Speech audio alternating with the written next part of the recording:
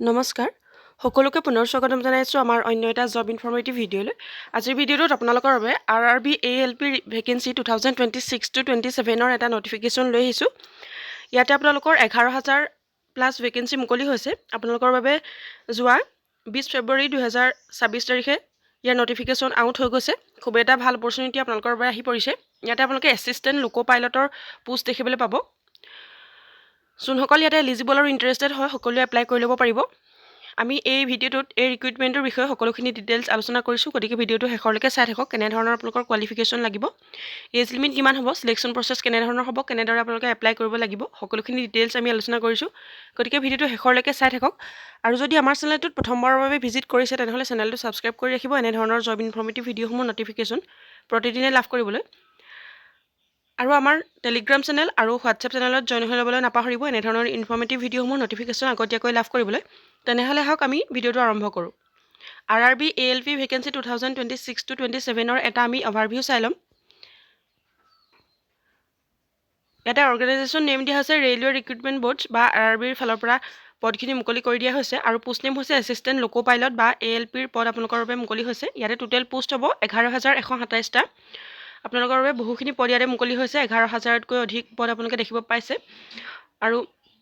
Notification ইয়াৰটো দিয়া হৈছে 2026 to 27 আপোনালোকৰ বাবে পদখিনি 2026 to 2027 লৈকে ইয়াতে মুকলি হৈছে আৰু মোড অফ সিলেকশ্যন হৈছে CBT1 CBT2 আৰু CBAT ডকুমেণ্ট ভেৰিফিকেশ্যন আপোনালোকৰ এনেধৰণৰ সিলেকশ্যন প্ৰচেছ হ'ব আৰু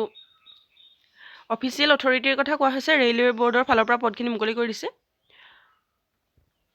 এখন আপোনালোকে অফিচিয়েল নটিফিকেশ্যনখন দেখিব পাৰিছে আৰু ইয়াতে ভেকেন্সি ডিটেইলছখিনি ইয়াতে দিয়া হৈছে জোনেল ৰেলৱে দিয়া হৈছে চেণ্ট্ৰেল ৰেলৱেত আপোনালোকৰ বাবে 1400 পদ খালী আছে আৰু east central ৰেলৱেত 700 east coast ৰেলৱেত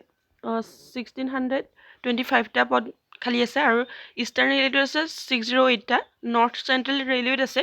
457টা north eastern ৰেলৱেত আছে 105টা নৰ্থ ইষ্ট ফ্ৰণ্টিয়াৰ ৰেলৱেত আছে 1276টা নৰ্দাৰ্ণ ৰেলৱেত আছে 740টা নৰ্থ ৱেষ্টাৰ্ণ ৰেলৱেত আছে 600 সাউথ চেণ্ট্ৰেল ৰেলৱেত আছে 674টা সাউথ ইষ্ট চেণ্ট্ৰেল ৰেলৱেত আছে 200টা আৰু সাউথ ইষ্টাৰ্ণ ৰেলৱেত আছে 1531টা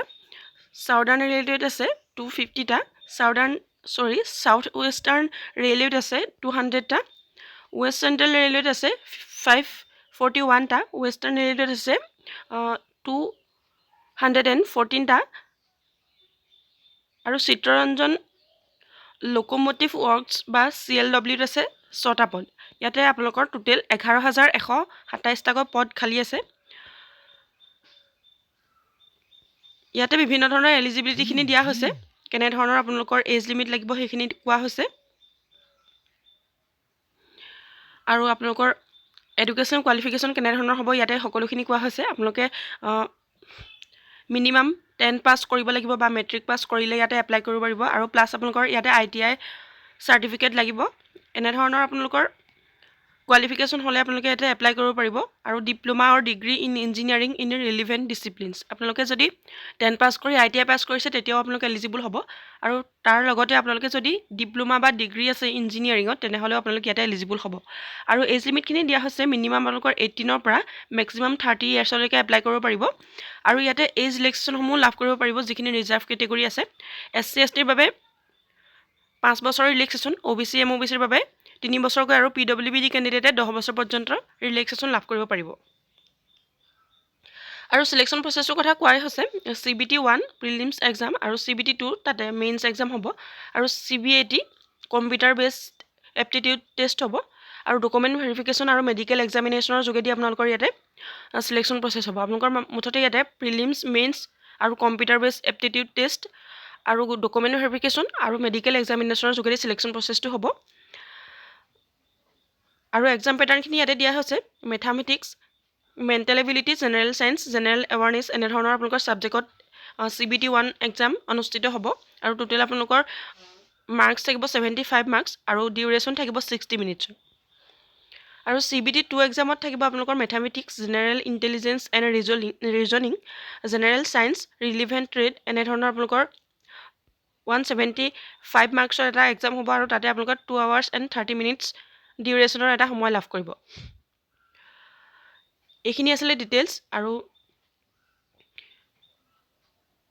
যদি আপোনালোক ইয়াতে এলিজিবল আৰু ইণ্টাৰেষ্টেড হয় সকলোৱে এপ্লাই কৰিব পাৰিব। খুব এটা ভাল অপৰচুনিটি আপোনালোকৰ বাবে। আৰু ইম্পৰ্টেণ্ট ডেটছৰ কথা যদি আপোনালোকে জানিব বিচাৰে তেনেহ'লে আপোনালোকে অফিচিয়েল নটিফিকেশ্যনখন এবাৰ কেয়াৰফুলি ৰিড কৰি চাব। তাতে আপোনালোকে যিহেতু কালিহে আপোনালোকৰ বাবে নটিফিকেশ্যন আউট হৈ গৈছে, আপোনালোকৰ হাতত বহুখিনি সময় আছে, সকলোৱে এপ্লাই কৰি ল'ব পাৰিব। আৰু আপোনাৰ বন্ধুবৰ্গৰ মাজত যদি এই নটিফিকেশ্যনটো আপুনি শ্বেয়াৰ কৰিব বিচাৰে তেনেহ'লে আমাৰ ভিডিঅ'টো এবাৰ শ্বেয়াৰ কৰি দিব, তেওঁলোকে যাতে এই নটিফিকেশ্যনটো লাভ কৰে। আৰু হোৱাটছএপ চেনেল আৰু টেলিগ্ৰাম চেনেলত জইন হৈ ল'বলৈ নাপাহৰিব এনেধৰণৰ ইনফৰ্মেটিভ ভিডিঅ'সমূহ নটিফিকেশ্যন আগতীয়াকৈ লাভ কৰিবলৈ। ভিডিঅ'টো যদি শেষলৈকে চাই আছে ভিডিঅ'টো লাইক কৰিবলৈ নাপাহৰিব। আৰু ভিডিঅ'টো শেষলৈকে চাই থকাৰ বাবে বহুত বহুত ধন্যবাদ।